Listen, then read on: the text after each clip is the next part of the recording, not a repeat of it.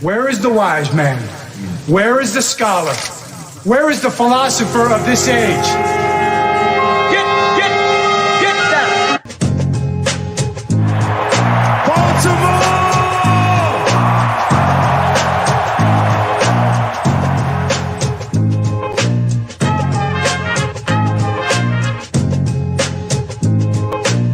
What are they giving? Everything out of me. They gonna get a Super Bowl out of me. Believe that. Believe that.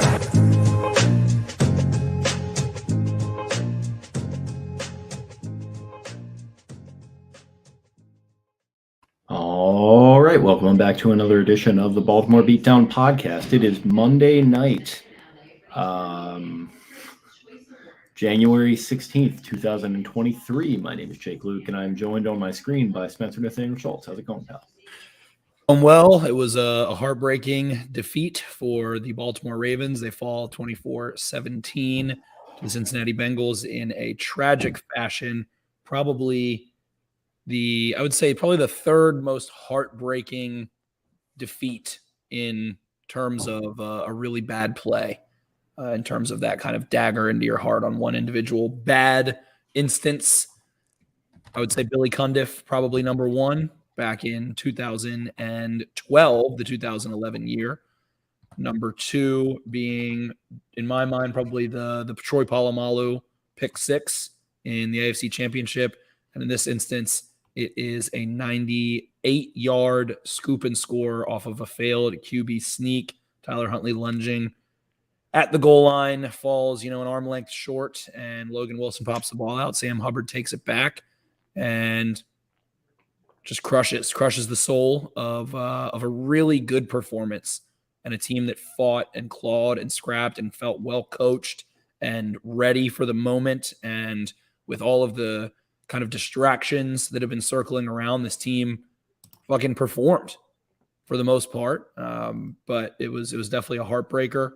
But for me personally, as a fan, I'm especially, I guess, considering that I did go to the game. I traveled to Skyline town itself, and for them not to get embarrassed against a team that a lot of people thought would embarrass them and that did handle them a little bit better the week prior in week 18.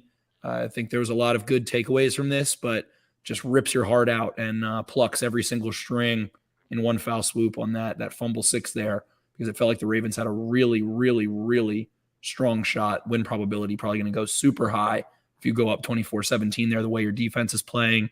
The fact that the Bengals are down both of their tackles at that point, and they're going to face a pretty uphill battle against the Buffalo Bills. But this playoff has been incredible game-wise. This is really the first kind of blowout we're seeing as we're recording right now, the Bucs and the Cowboys. So Ravens break your heart, but it's I don't know. There's a weird kind of solace you can take in knowing that, hey, they're probably going to go have to play the fucking Chiefs next week in Arrowhead. So maybe they didn't quite belong there, but they didn't care. They played hard, had really good performances from some unlikely players, and they rip your heart out. But I don't know, gotta pick up the pieces and continue on. Yeah, I wanted that one to shut the Bengals up. I really didn't allow myself to get that sucked in until it looked like they were maybe getting close to finally being able to get it done. And yeah, it did not happen. Overall, an admirable performance, like you hinted at there. Thought Tyler Huntley played really well, about as well as you could expect. He obviously made two critical mistakes, I think both of which led to points. The defense, I thought, played even better than you could have expected. I thought they really stood on their heads out there last week.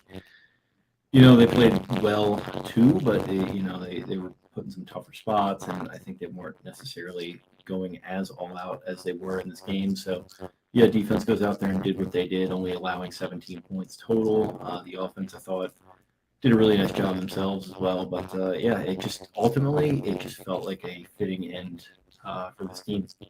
Just played well enough to win, even when they maybe weren't expected to. They made some spectacular plays, but they also made some just completely boneheaded mistakes and just tripped over their own feet. And what a way to go out. It felt like a very fitting end that the lasting image of this season was Tyler Huntley being 0.6 inches away from the goal line there on the QB sneak and reach. And a lot of controversy around that call with Greg Roman, and then obviously John Harbaugh said that it was actually just supposed to be a push QB sneak. And Oh yeah, Andrews lines up right behind him. It's like the number one. It's like kind of, I guess that's kind of a nice microcosm of some of the struggles of the Ravens season. It's like the trendy, popular thing that works for every other fucking team. They have one person not do their job and jumps up and tries to reach. And my heart goes out to Tyler Huntley. He played the best game of his career, in my opinion. And that stupid part that has such a, like, that's not playing quarterback. That's just football. Like, that was just a football thing that happened. And he did something kind of on, hey, I can lunge over. I can get this. I just got that little sprightly feeling and was like, I can jump right now and get it. I can be an athlete. And he couldn't, and gets the ball hit out. So feel really bad for the kid. Couldn't have asked for a better performance from him. Some of the throws he made, rolling his shoulder, hitting a double move to DeMarcus Robinson, Mark Andrews back shoulder on an isolated ball. So, just playing good football, gets that interception. That's what you were talking about a ton. You were like, I really want him to get a shitty thing out of the way, which to be honest, I hated when you said that. I was like, please, no, don't put yourself behind the 8-ball. But it was kind of spot on. The jitters came out. He played pretty calm. He looked about as explosive an athlete as you can ask for. So, I mean, it's just as ironic. Like, you go look at the Eagles and all they do is just push quarterback sneak. They're like 39-41 or some shit. And the Ravens just can't quarterback sneak right and go do the normal thing. It's like the meme, like, why can't you be normal? And the kid in the backseat screaming. And I really, whatever. Maybe this is Greg Roman's last game. Feels like it probably is. His contract's up. I don't see them renewing it. But it's just, I don't hate that call at all. Like, they were clearly calling for a touchdown. You're on the fucking 1.5, 2 yard line, and you line Mark Andrews up to go shove him, and they just do something out of reaction as opposed to sticking to the plan a little bit. Team, and it stinks because, again, despite all the distractions, it felt like they proved something to themselves in this game. And that win probably would have been a galvanizing, blue chip, hang your hat on kind of game that would have really been a full circle for a lot of people. John Harbaugh, probably the most. And man, an arm length. It was an elbow. It was like an elbow. It was like 2 football lengths away. And just a nice way to sum up this season. They just had everything in front of them and tried to do the normal thing that everyone else is doing and just couldn't do it right. Like, for no reason. So it was a frustrating season in many ways, but I think that game, at least as a fan, you can look at it and be like, wow, they played their fucking hearts out in that game and fought a really talented team, a divisional team that's supposed to be, the beast of their division, and took them to the brink. Yeah, no, it really was an admirable performance is kind of the word that I keep coming back to. And I do give them a lot of credit. It seemed like they had a chip on their shoulder. It seemed like as much as they were playing against the Bengals, I think they were also playing against some of the quote unquote distractions and things of that nature that, I don't know, people were kind of hitting on throughout the last couple of weeks with Lamar Jackson specifically, but also it just felt like, can we go out there and win one of these games and just like prove it to ourselves that we can do it and like maybe call that a successful season? And like, God damn it, they got close, but they just couldn't get it done yet again. Ultimately, a brutal way to end it, but it felt very fitting. And like, I don't know, it sucks to say, but like, I'm kind of glad that it's over with this team, to be honest. Like it was a pretty joyless season of football overall. I know that we like to appreciate the time that we get watching the sport. And I definitely did get some good moments out of the season, but it just felt like a cloud was hanging over this team from pretty early on, and it just never went away. And it sort of culminated in this effort, which, like we've been hitting on here, was kind of a microcosm of things. Ultimately, you've got sort of seams showing through a little bit at this point with J.K. Dobbins complaining to the media about only getting his 12 carries and never touching the ball in the red zone again after he scored that awesome touchdown early on. You've got some other stuff getting out in the media about how the locker room is maybe not happy. So I don't know. For me, it's a good ending point, and let's just close the book on this thing and, move forward into hopefully if nothing else, a little bit more of a lighter future, because things have just felt kind of heavy the last couple of months. Yeah, if you can feel that, Harbaugh was exhausted by what's happened this season, and we don't want to we're going to have plenty of time to make this the Lamar Jackson show, and talking about everything Lamar Jackson, as we always do, for the next however many months and weeks and all of that good shit. So with that in mind, again, it's kind of a relief that, again, they can feel like they did it. They played the game. They bought into their process, and they were that close without their starting quarterback. And they did everything the quote-unquote Raven way in that game. They assaulted Joe Burrow, 4 sacks, made him start getting the ball out quickly, got them limited, all those kinds of things. Mark Andrews makes a big play. Tyler Huntley they had 60 yards in 2 plays between in the fourth quarter leading up to that fumble, I think. It was a 25-yard Mark Andrews back shoulder, and then Tyler Huntley runs down to the 2-yard line, and you just feel good. But so many nice things from that game. I mean, the Demarcus Robinson touchdown, Kyle Hamilton's hit stick on Hayden Hurst, who has just really, really filled in as a Baltimore villain nicely. It's good to have that. Exactly. There's that nice competition there. He makes a big play, kind of basically scores a touchdown. Then Kyle Hamilton comes up, rocks him.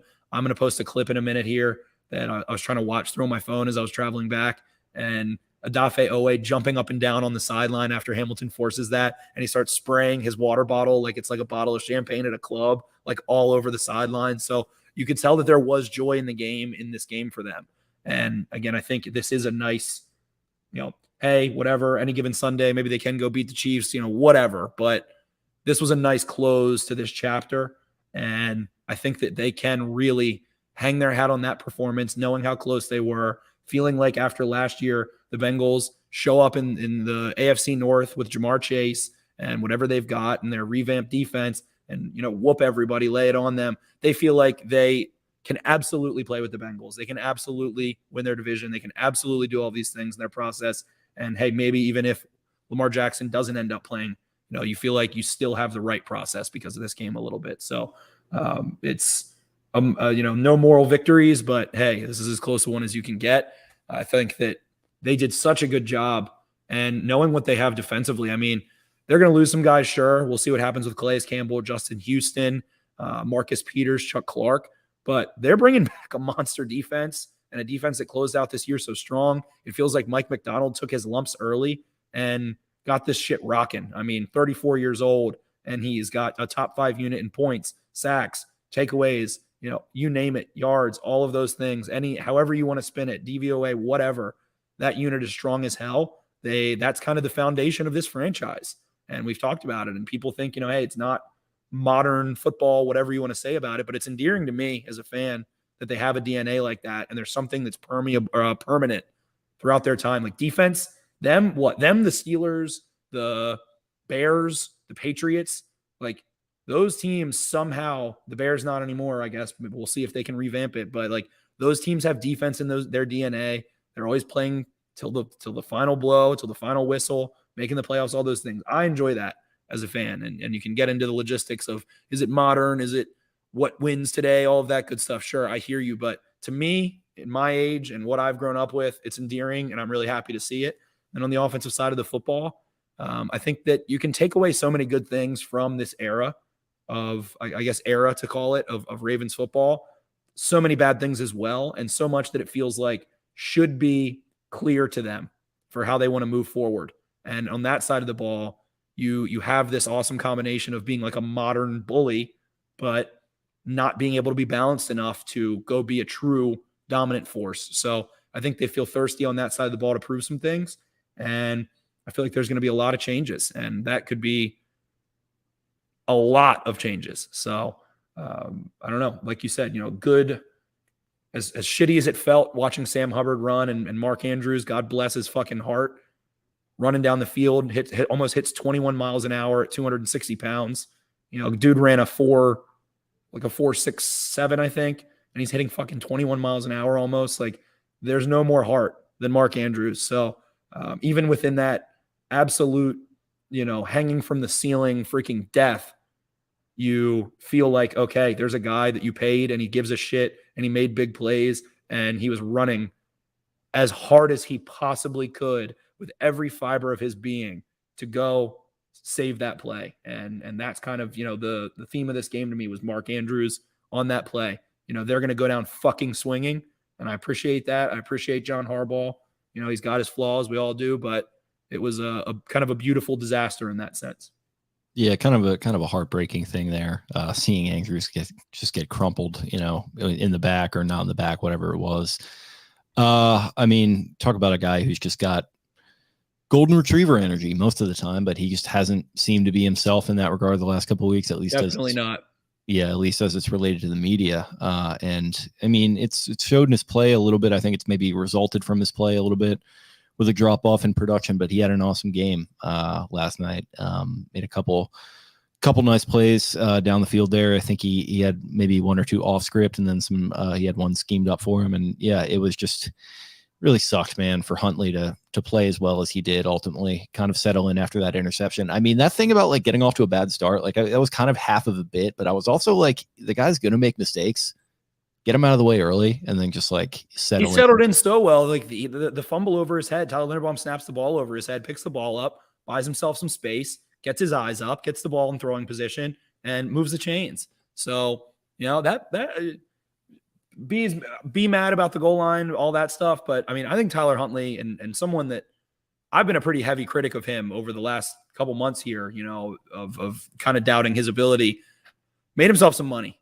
Looked the part, looked like a pro. I think he's going to be a long-time backup at least. So based off this game, so he's got to feel devastated, but also like he can compete. He can go in there and do whatever needs to be done. So, made big throw, had I think a 29-yarder to Mark Andrews as well. J.K. Dobbins rumbles in this one a little bit. And I get Dobbins' frustration. I get all of it. And it feels like, with some of the stuff that's been floating around and about the locker room and guys being unhappy, guys coming back from injury, all these things.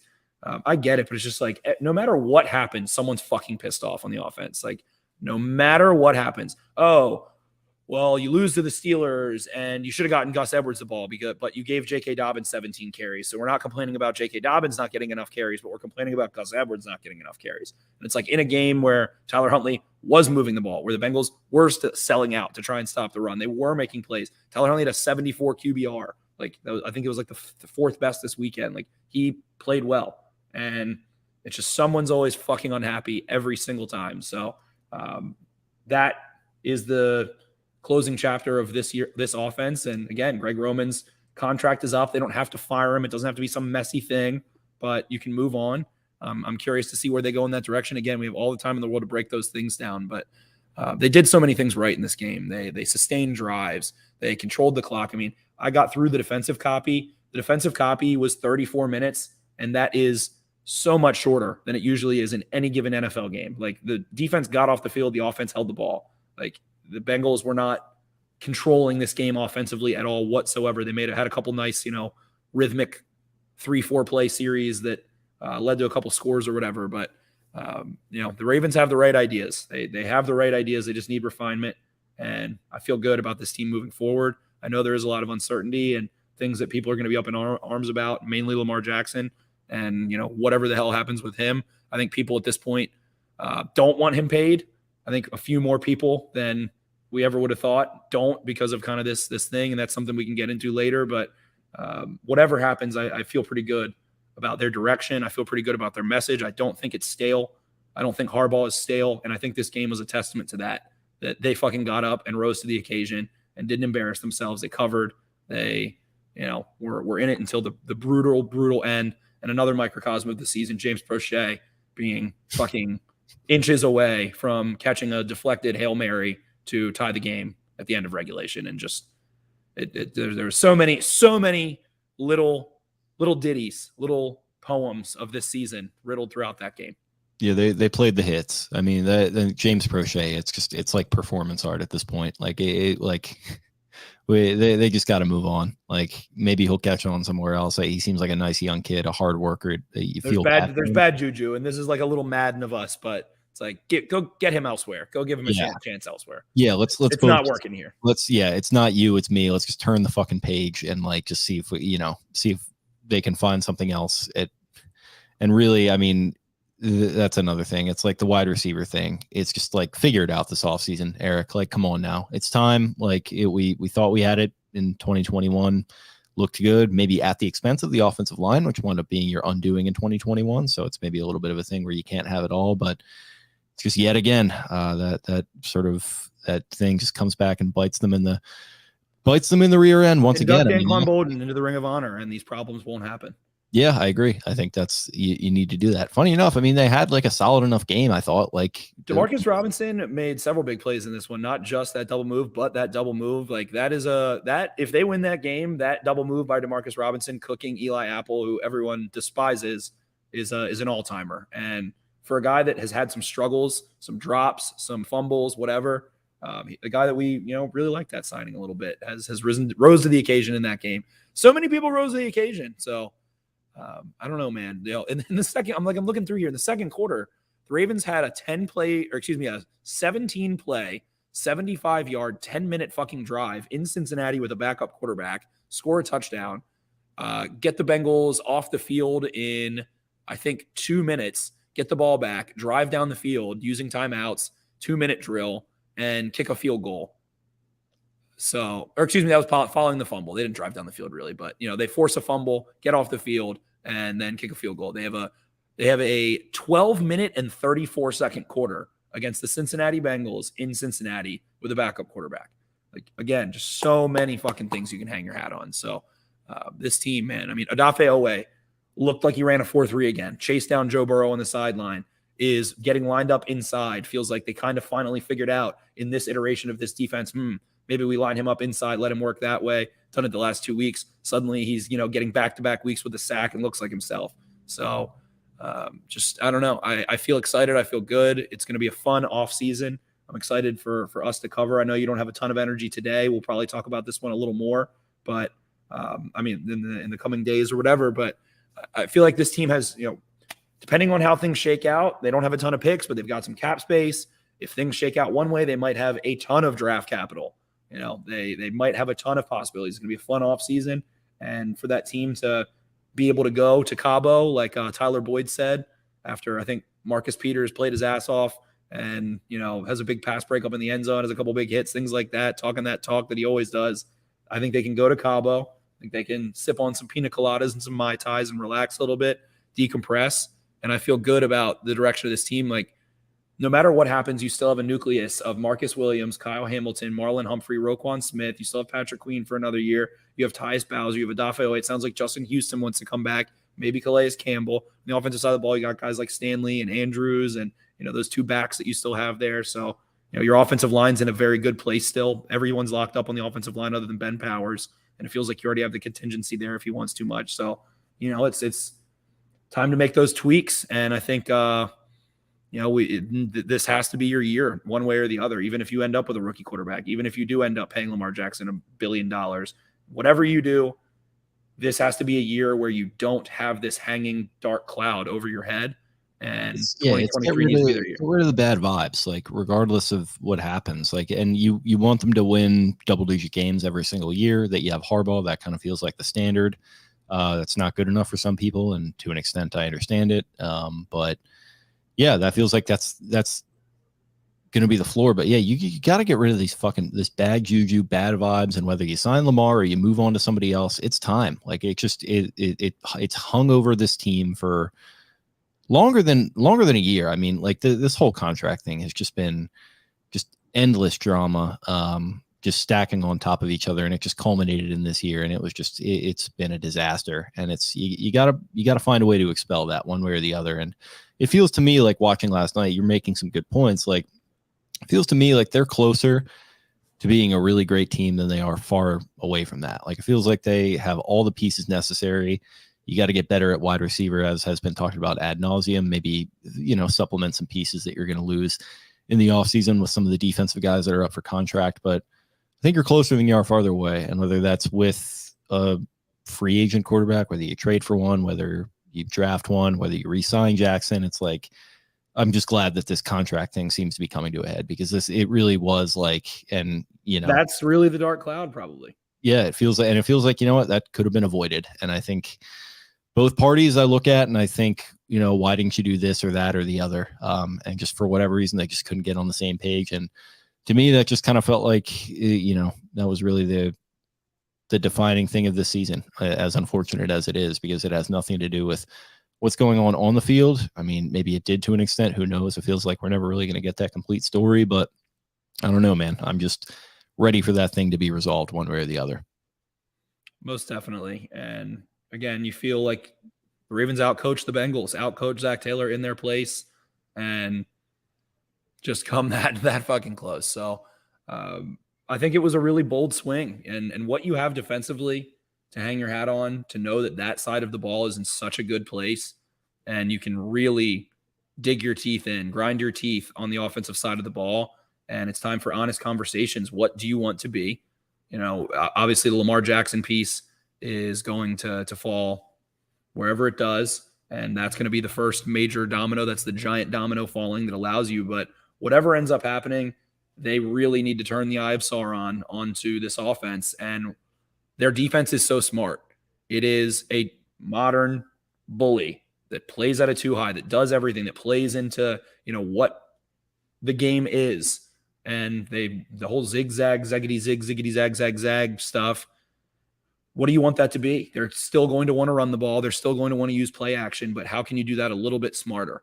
How can you make that a little bit more refined to get to a point where it feels like you're even more consistent? So, so much to get done on that side of the ball. And this draft season, this free agency period, all that stuff are going to be news every single day, probably, rumors, this, that, the other, this team's calling, that team's calling, this is what the Ravens are saying about Lamar Jackson, blah, blah, blah, blah, blah. All of those kinds of things. But time to get it done. It's been since really Ronnie Stanley's injury in 2020, I'd say. The offense has just been inconsistent, discombobulated, and unable to put together like a month or a month and a half of good football. So sort all that shit out. Injuries now should be in the fucking absolute past, aside from basically Rashad Bateman. You don't have 15 guys coming off of IR and getting surgeries and all of those kinds of things. So those questions should be in the past. There will be more guys that get hurt because, hey, that's this sport, but cooler heads should prevail in that sense. And I'm excited. I'm excited to see what this team can do. I'm excited to see what the next chapter it is. It feels like we're about to turn a page, and whether that's with or without Lamar Jackson, it's going to be the next era of Ravens football. And curious to see how this organization that holds themselves in such high regard and loves to stick their nose up a little bit and consider themselves the smartest guys in the room can evaluate their objective or abject failure on the offensive side of the football since they were so good in 2019 and really until Ronnie Stanley's injury in 2020. So curious, excited, fun. Going to be fun content for us, fun listens hopefully for you guys, lots of possibilities and all of that good stuff. And we're going to get to continue the most fun topic that you can possibly cover, a quarterback contract controversy, as we are watching Dak Prescott, who had one of the most annoying ones of all time, and get in on that fun. So we'll be there for this. We'll be there for that. And draft season around the corner. So Ravens don't have a ton of picks. I would bet the mortgage that they end up picking more times than they currently have picks, as is their MO, but we shall see.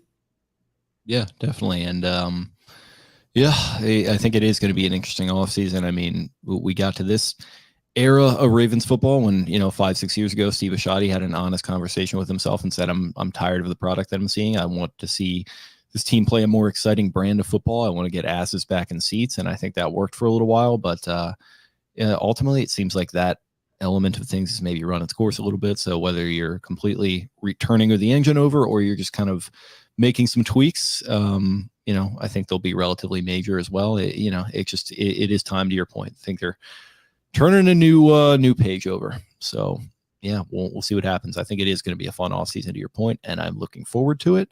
But outside of that, I think we mostly covered it with this game tonight. Like we said, unfortunate that an effort like this was wasted on a loss, but it was, you got to give these guys credit for battling their asses off. I personally, they outgained the Bengals 364 to 234.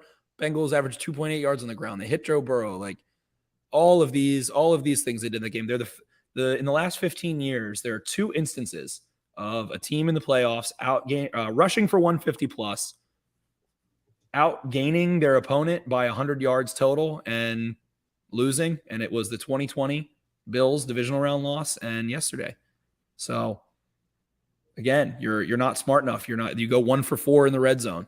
That has been a major issue with this team throughout the season is efficiency inside the red zone. I guess not really feeling like you have a plan to throw the damn ball into the end zone and not being able to be a true bully. And then you end up with guys like J.K. Dobbins frustrated. So again, just those little tweaks, just how can you figure it out in the red zone? You have a nice formula for gaining first downs every single year. So gotta be able to put the ball in the damn end zone and give that defense a little more breathing room, and they can probably anaconda squeeze some opponents. Yeah, definitely. So, yeah, like I said, it's pretty much all I got on this game. We'll probably have more on it later in the week, and then obviously you've got the offseason ahead of us, as we mentioned there. So, yeah, I mean, you had another little nugget there, but anything else on this game before we get going?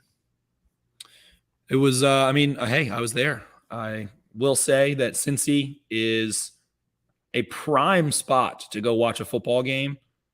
A prime game day setup. They have a nice they have the Banks, it's called. I would highly recommend going to Cincinnati next year, or if they ever play them again in the playoffs. It was a pretty cool atmosphere. An area called the Banks that I'm trying to think of the right way to put it that would be universal for all listeners, but I can't. Basically, it's a gigantic stretch of bars with apartments above them that connect Great American to Paycor, formerly Paul Brown.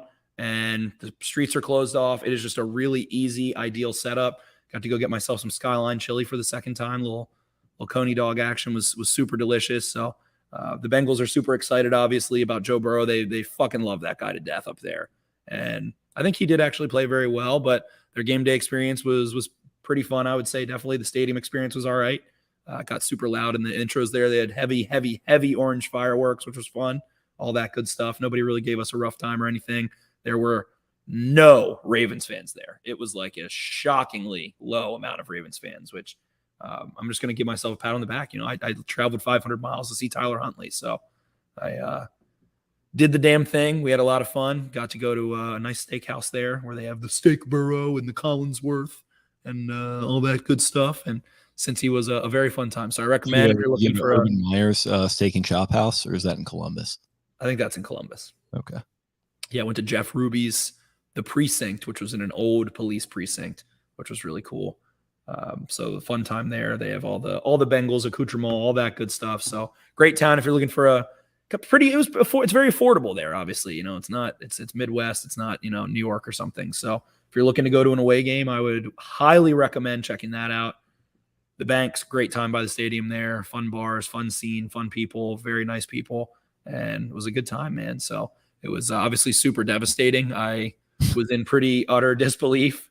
You know, we go there and really the mindset was like, come on, please don't make this trip to go see a 40-14 game and watch the Bengals, you know, just waste the Ravens. So we were really having now a gentleman's ball throughout that game as the Ravens, you know, go into halftime with a 10-9 lead and come out in the third quarter looking pretty sharp. So it was a definite actual heartbreaker, and it felt like they were so damn close, and it would have been such a underdog win, and you know, an 8.5-point team winning outright against the big bad Bengals and all their cool past game stuff. And then they ripped the hearts out, but treated well there. Would highly recommend, and had a good time. Yeah, I've been a few times. It's a nice walkable, kind of affordable Midwest city. To your point, I think it's well laid out, and haven't really done the game day experience, but maybe someday. I think this is kind of developing into a little bit of a rivalry, so I'm excited to see where that goes. In the next couple of years. It seems like these players really do not like each other, as Burrow alluded to a little bit on the broadcast. He's like the least of which of these guys that I hate. He annoys me, and I get the Joe Shiesty thing. I think he's kind of corny, but he was more like being a goober than I think anyone leads on, and he's more like, I don't think he takes himself as seriously as the fanboys do. I think he's kind of playing the white boy act, pretty funny. But yeah, I like Joe Burrow. He had a good game. He played well. I'm going back to the defensive tape, and he really was sharp. And they're fucked, man. I mean, they have both their tackles out again. So, I'm sure that the Bengals fans will be very realistic about that one, the same way the Ravens are about when they don't have wide receivers. So same year, different year, same problem.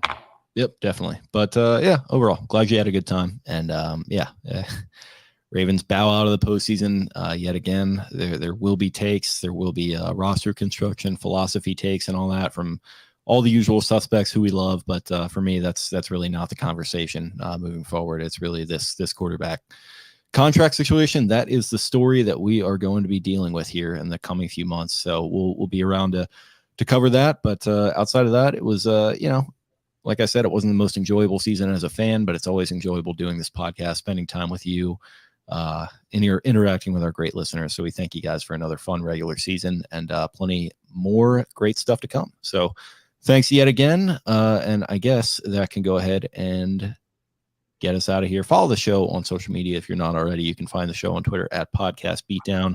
I am at Jake Luke. That's LOUQUE. Spencer's at Ravens 4 Dummies. That is the number 4 in the middle.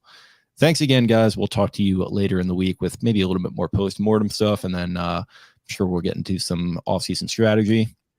I've got a lot coming. I'm pumped up for this one. Many possibilities, many avenues, possibly some positions that we haven't looked at in a long time. Very, very, very fun stuff. Feels like a new day is dawning, which if nothing else, that's going to be really fun for content. So we'll be around for that, just as we're sure you guys will be there with us. So thanks again. We'll talk to you again very soon. See ya. Arrivederci. Where is the wise man? Where is the scholar? Where is the philosopher of this age? Get down! Baltimore!